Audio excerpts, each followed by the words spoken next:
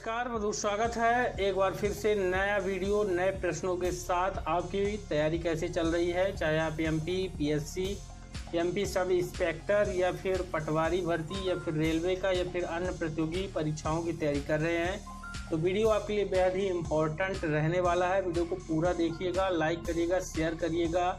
इसके पहले के जो महत्वपूर्ण क्वेश्चनों के वीडियो हैं वह चैनल के प्लेलिस्ट में आपको मिल जाएंगे, वहां से जाके उनको भी आप देख सकते हैं। और साथ ही अगर आपके पास कोई सुझाव है तो उसको भी आप बता सकते हैं। क्वेश्चन यहाँ पर एक रखा गया है और उसके 4 विकल्प रहेंगे। इनमें से एक राइट आंसर रहेगा जिस प्रकार आपके एग्जाम पर रहता है, इसलिए प्रैक्टिस आपकी अच्छी यहाँ पर होगी। तो शुरुआत करते हैं। यहाँ पर पहला क्वेश्चन है कि समतल दर्पण की फोकस दूरी होती है, धनात्मक होती है, ऋणात्मक होती है, अनंत होती है, शून्य होती है। दोस्तों, आपने इसके पहले भी कई एग्जाम दिए हैं, लेकिन आप असफल हुए हैं और सफल भी हुए हैं, लेकिन सिलेक्शन नहीं हुआ है। उसका एक बड़ा कारण रहता है कि हम स्टडी करते हैं, तैयारी करते हैं, लेकिन जो हमारे ये विकल्प आते हैं इनमें बहुत ही बारीक अंतर होता है और हमको दिक्कत हो जाती है। तो मेरा अनुभव जहाँ तक है, तो अगर आप विकल्प वाले ही क्वेश्चन पढ़ के जाएंगे और सेम क्वेश्चन आएगा तो आपसे वह क्वेश्चन जरूर राइट आंसर आप लगाएंगे। तो यहाँ पर देखिए, फोकस दूरी जो समतल दर्पण की है वह किस प्रकार की होती है। यहाँ पर 4 विकल्प है, तो एक इसका सही होगा, तो इसका राइट आंसर यहाँ पर होगा फोकस दूरी अनंत होती है समतल दर्पण की। दूसरा महत्वपूर्ण क्वेश्चन आपके सामने है, इलेक्ट्रॉन किस गति में नाभिक के चारों ओर घूमता है। आप जानते हैं इलेक्ट्रॉन नाभिक के चारों ओर घूमता है, नाभिक बीच में रहता है, केंद्र जिसको बोलते हैं वो नाभिक ही है और इलेक्ट्रॉन उसके चारों ओर घूमते हैं। तो यहाँ पर क्वेश्चन है कि गति में, किस गति में नाभिक के चारों ओर घूमता है, रैखिक में, चक्रण में, कंपन में, कक्षीय में। तो आपको पता ही है कि वृत्ताकार राउंड होता है, तो यहाँ पर वो कक्ष बन जाता है, तो ये कक्षीय गति में घूमता है। सही उत्तर 4 नंबर वाला विकल्प होगा। अगला क्वेश्चन है कि निम्न में से कौन सी अदिश राशि है। तो 2 तरह की राशियां ज्यादातर पूछ जाती है, अदिश और सदिश। तो यहाँ पर बताना है अदिश राशि कौन सी है। कार, विस्थापन, वेग और उपयुक्त सभी। ठीक, तो यहाँ पर उपयुक्त सभी नहीं होगा। अदिश राशि जो है वह कार होगी। इसका एक ट्रिक भी होता है दोस्तों, सदिश में ज्यादातर वह होता है, हालांकि इसमें कुछ अपवाद भी हैं, इसलिए उसको ज़्यादा डिटेल में नहीं बताएंगे, लेकिन समझिए वह ज़्यादातर होता है तो वह सदिश होता है, अदिश में वह कम होता है। तो यहाँ पर यह कार जो है ये अदिश राशि में आएगा। अगला क्वेश्चन है यहाँ पर कि किस देश में इबोला वायरस की नई प्रजाति बम्बाली वायरस को खोजा गया।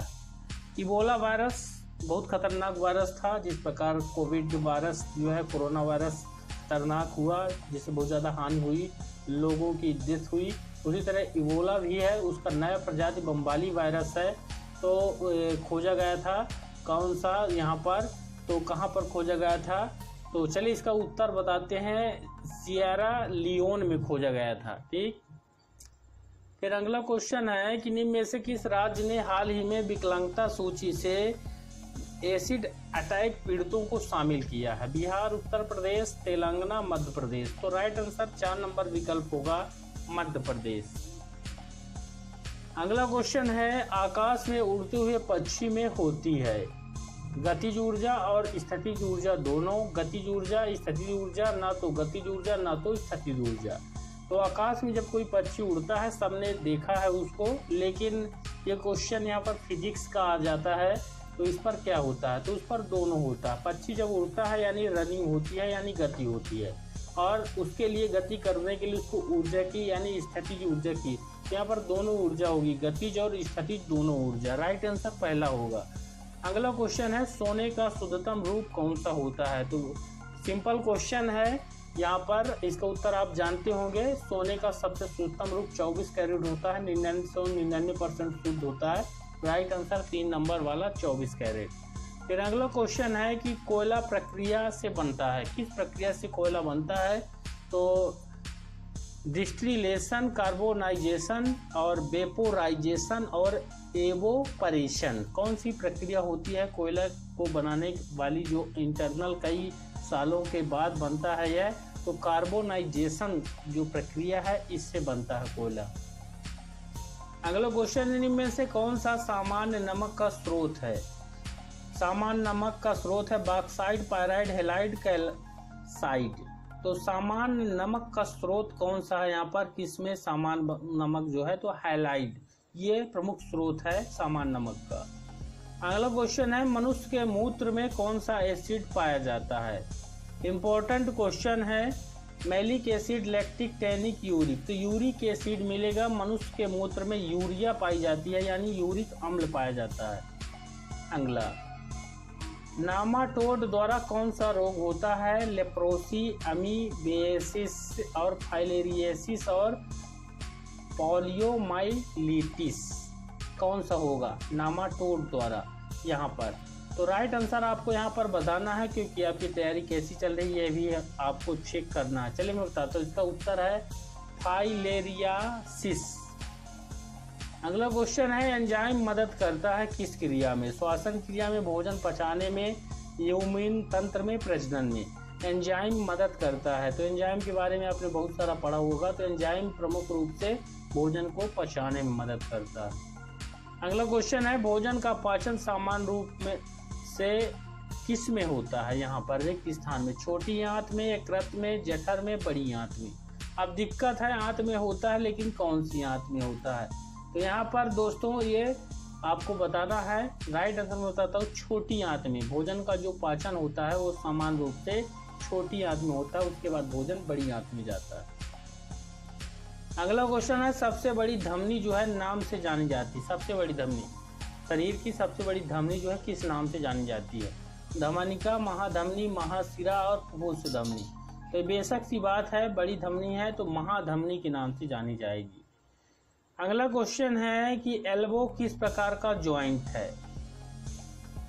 पाइवट, बाल एवं सॉकेट, हिंग जॉइंट और ग्लाइडिंग जॉइंट। ये नाम थोड़ा सा यहाँ पर वैज्ञानिक तरीके से दिए हुए हैं, इसी तरह में आपको जो है तो गलत उत्तर लगा देते हैं, तो अच्छे से ध्यान से इनको देखिएगा। एल्बो जो है, एल्बो यानी कोहनी जो है किस प्रकार का जॉइंट होता है? एल्बो में, कोहनी में किस प्रकार का जॉइंट यहाँ पर पाया जाता है? ठीक, तो चलिए इसका राइट आंसर आपको बताते हैं। इसका सही उत्तर है हिंग जॉइंट जो होता है यहाँ पर पाया जाता है एल्बो में। इसके बाद अगला क्वेश्चन है, रक्त परिवहन तंत्र की व्याख्या किसने की है? रक्त परिवहन तंत्र की व्याख्या हाइनीमैन, चरक, वैक्समैन और हार्वे, ये 4 विकल्प हैं। रक्त परिवहन तंत्र की व्याख्या यहाँ पर किसने की है? सही उत्तर है हार्वे ने की है। रक्त परिवहन तंत्र की व्याख्या हार्वे ने की है।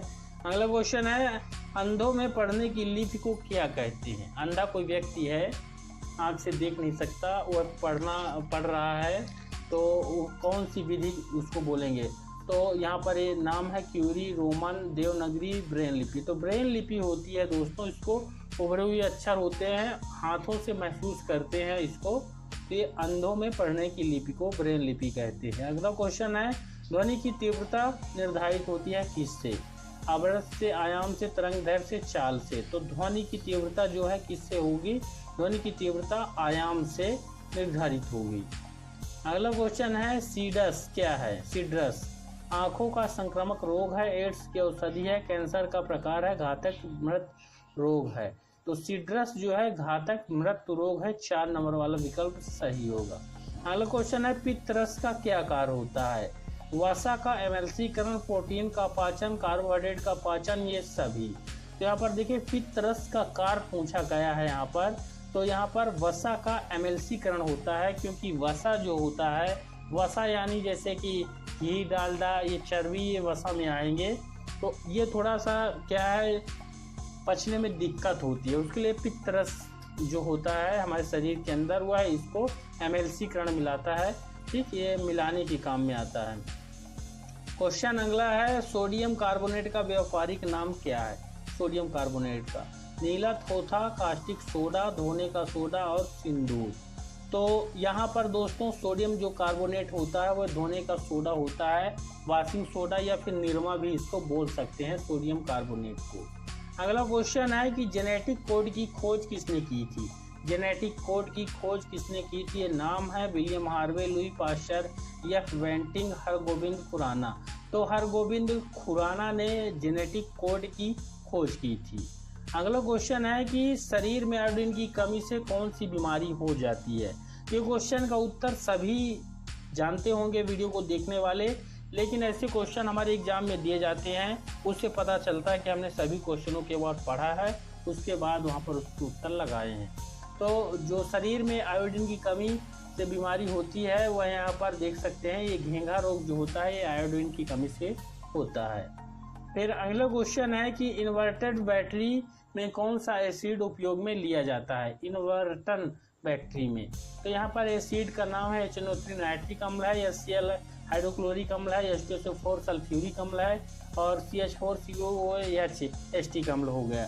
तो यहाँ पर कौन सा होगा, इन्वर्टन बैटरी में कौन सा उपयोग हो जाएगा यहाँ पर। तो सल्फ्यूरिक अम्ल का होता है, H2SO4 का उपयोग होता है इन्वर्टन बैटरियों में।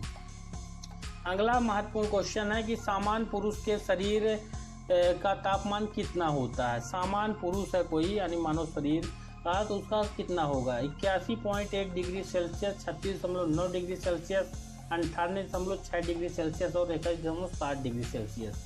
तो यहाँ पर ध्यान रखिए सभी सेल्सियस में है, दो तरह का होते हैं। फ़ारेनहाइट में भी शरीर का ताप होता है, फ़ारेनहाइट में अलग होगा और डिग्री सेल्सियस में अलग होगा, ये चीज़ आपको डाउट उत्पन्न कर देगी। तो इसको उत्तर बताने से पहले यहाँ पर आप सभी से निवेदन रहेगा वीडियो को लाइक ज़रूर करें और शेयर करें, और आपके पास अगर कोई सुझाव है तो उसको ज़रूर बताएं।